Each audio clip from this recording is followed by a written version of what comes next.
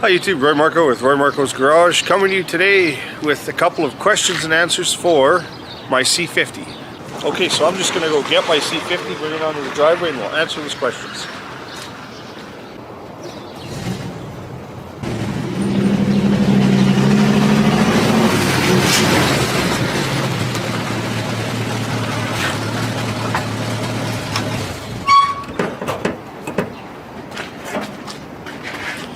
Alright, well here it is. Let's see what I got for some questions here. Okay, I got James Farrell sent me a message. Says, can you show a close-up of how motor mounts are mounted? Planning on going from a 366 big block to a small block, so figure I would have the chance how it's mounted.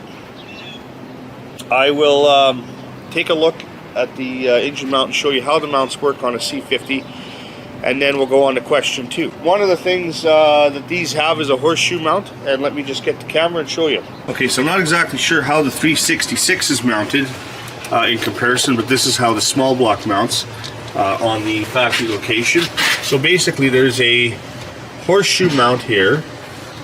Come on, focus down here. There's a horseshoe mount down at the bottom here, and I'll show you that I happen to have one over here in my garage. So basically this is an extra horseshoe mount that I ended up with. But as you can see here, it bolts onto the front of the small block Chevy. There's 4 bolts. I only have 2 just holding this thing on. And it goes down, and then there's 2 bolts with basically rubbers, insulators that go here and here with bolts that go through, almost like the old Tri-5 Chevys. And of course some of these heavy duty trucks. And I think this mount ran well into the 70s. I could be wrong. So anyway, that's how the front of the engine is mounted on the small block. So I'm not sure, the big block one could be different. They probably use the same mount, just maybe bent a little different. As far as the transmission mounts go, you have ears off the cast iron bell housing, and they go to a cross member on the chassis. And that basically sums it up for how this engine is mounted. And you could build custom mounts if you wanted to. Okay, James, so I hope that answers your question on how the engine is mounted in these trucks. And for viewers that don't, know, that's just how the engine is mounted on these. So let's go on to our next question. C. Bob's Bunker writes, what RPM does the engine turn at, 55 or 60 miles an hour? And question mark, of course, nice truck, he comments. So, well, I don't have a tachometer in the truck, so let me show you here. As you can see on my dash, I don't have a tach to tell you what the RPM is, but I do have this tachometer here, which is just a cheapy tach. I didn't want to put an expensive tachometer in the truck because right now the door lock doesn't work, so I don't need someone ripping it out. But anyway, this tach here, I can just sort of mount. I don't have the mounting hardware for this, so I might just have to hook it up, and we'll go for a drive and see what RPM, because I'm wondering myself even what RPM that this turn at. So just to give you a little bit on the rear axle in this truck, it is 7 to 1 in high range and 9 to 1 in low range, because it's a 2-speed rear axle. I do have another 2-speed rear axle here. This is an Eaton. Now I can't really find any numbers stamped on the gear or anything like that, and I haven't counted the teeth, but according to the SPID sheet on the glove box rear center section came out of that truck, this is supposed to be a 6.5 ratio on final in the high range. So that's basically what we're going to be installing in the truck at some point in the future. Not today, it's just sitting in my garage here. But let's find out what RPM that turns at with the 7:1 ratio. Okay, to install a tachometer, you have 4 wires. One will be power, one will be ground, and then one will be for light that lights it up, and the other one will be for the signal wire that goes to, on this case, the distributor, because it has an HEI on it, which has a distributor coil built right into the distributor, so you don't have to, otherwise you'd run it to the negative side of the coil. So in this case, we're just going to hook up to the tach pickup on the distributor, and then run a line inside, and then get the power and the ground from there. If you want to be quick about installing a tach, you can just take the light and the power, put it together, and basically what happens when you do that is the lights come on every time you turn the key on for the tach. Or you could spend the time and route it to a power wire that has for park lights. In this case, I'll probably just put the two together and install it. So let's get to it. I just want to also point out how nice it is out today. It is in the plus side of 0 in the single digits, but high single digits. Also, that's like above 32 degrees Fahrenheit, so that's good. So the snow is starting to melt, but I have a lot of ice, a lot of things on the ground. But anyway, at least it's nice enough I can get back to making some of these videos.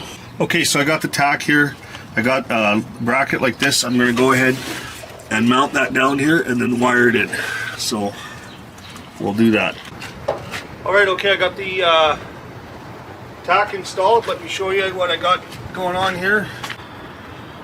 As you can see, on the distributor there's a pickup beside the power wire, and it's the green wire coming out of the distributor, and it's going up through the firewall. There's a grommet that it goes through. On the inside, I got the tachometer mounted there. Under the dash, you can see there's that wire, the green wire coming through, and it goes up to a connector, which then goes into the tachometer. That's the signal wire. Then the red and white wire went together, and it became one wire for the lights, and then the black wire ground goes up to the dashboard, because it's metal where the bracket is that holds the tack. That's grounded there. Then the positive wire goes to the fuse box. See the red wire there. Plugs in, there's a key on power, sort of flat blade connector coming out, and that's where it's getting the power. I have used one of these Pico 2.5-inch clamps. As you can see, just have to run one bolt here, goes through, there was already a hole in the dash, and it goes around this tack, because I didn't have the tack mount for this tachometer. And just want to show you what that looks like in the truck. So there it is. I can see my gauges. So from eye view, it's just down there. It's over by the shifter. I'm not going to hit it with my leg or knee, and it's a very clean look. Also, I want to point out, this is an old tack I got. This was all scratched up in chrome. I had sanded all this and painted it to match the dash on the truck, so it kind of doesn't stand way out. And that little clamp actually does a nice job. It was better than, you know, using a hose clamp or something like that and trying to make that work. Okay, so there you have it, tack's installed. We're going to go for a drive now and see what the RPM is at 60 miles an hour. So I got to get the truck to a place that I can go 60 miles an hour because I'm in the city. And we'll do that and see what the number is. Also, I got a mail call here, just by Drain Plug Garage. Let's see what Drain Plug Garage has to say, what he sent. I got a letter and a sticker. There you go, Drain Plug Garage, check them out. Okay, letter says here, "Hi Roy, we really like your channel and rides. Here is one of our stickers for mail call." Right? Thanks, Bud and E. Drain Plug Garage. Thank you very much. If you haven't seen these couple of kids, they're working on whatever they can, you know, they're 4th generation wrench heads. They work with their grandfather and even great-grandfather. So thank you guys. Please check out their channel if you haven't. And also, thank you for the sticker. I'm going to find a good place to put this. Now we'll go and take this thing for a ride and see what the RPMs are at 55 and 60 miles an hour. So now they got the tack installed. Let's go do this. Okay, put the key in here. So I wired it so when the key comes on, the light comes on in with the tack. Okay, so there it is. Okay, so it's saying my truck is idling at about 400 RPM. So that tack might be out by 200 RPM. I would say probably closer to 500, 600 RPM at least. Yeah, this truck does have a heavy flywheel, and it is only 7.5 to 1 compression engine, so it may be idling that low. I don't know. I'll have to check with my Snap-on timing light and see, because it has a built-in tack. But last time I checked this truck, it was around the 500 to 600 RPM range. But this will be close enough. If it's out by 200 RPM, we'll know if we're running at 4,000, 4,500, 5,000. We'll just know in that range. Okay, so let's go try it out. All right, let's back up this guy and see.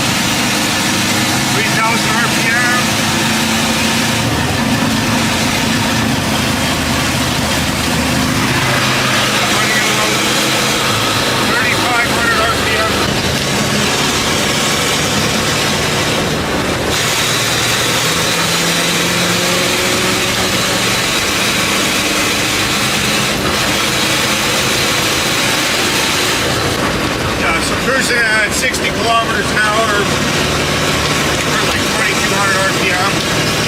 But yeah, definitely going down the highway, we're looking at 3500.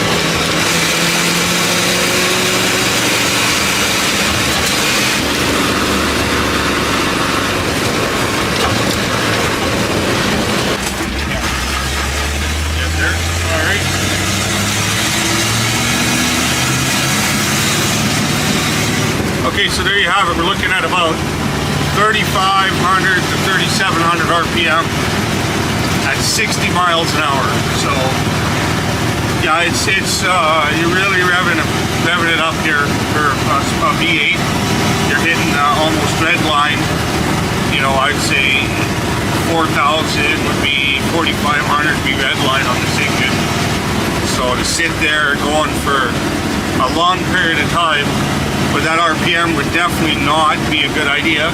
I have driven this truck down to Red Deer, Alberta. It was probably the furthest trip I've taken with it, and I did maintain 60 miles an hour on the speedometer.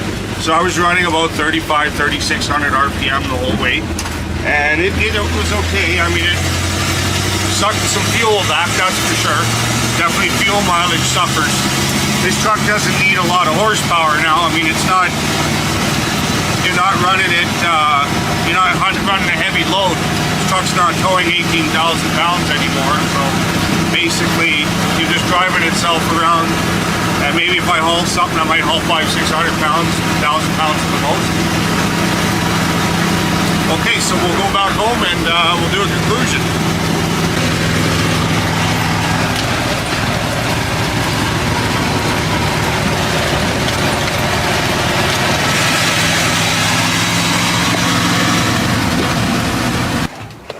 All right, well, there you have it.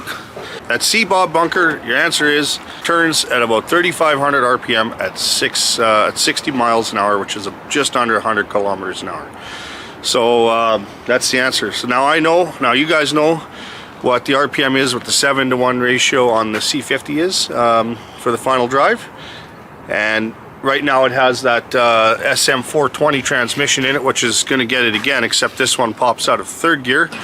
So as you've seen on the short, I want to start working on the other transmission. I was looking for a shifter for it, and I thought I found one, but I didn't. So anyway, just got to be able to put it into a certain gear to take the top off and things like that. So anyway, if you like these videos, please subscribe, hit that like button, ring that bell for notifications. Have yourself a great day, and I'll see you on the next one. Thanks for watching. Take care.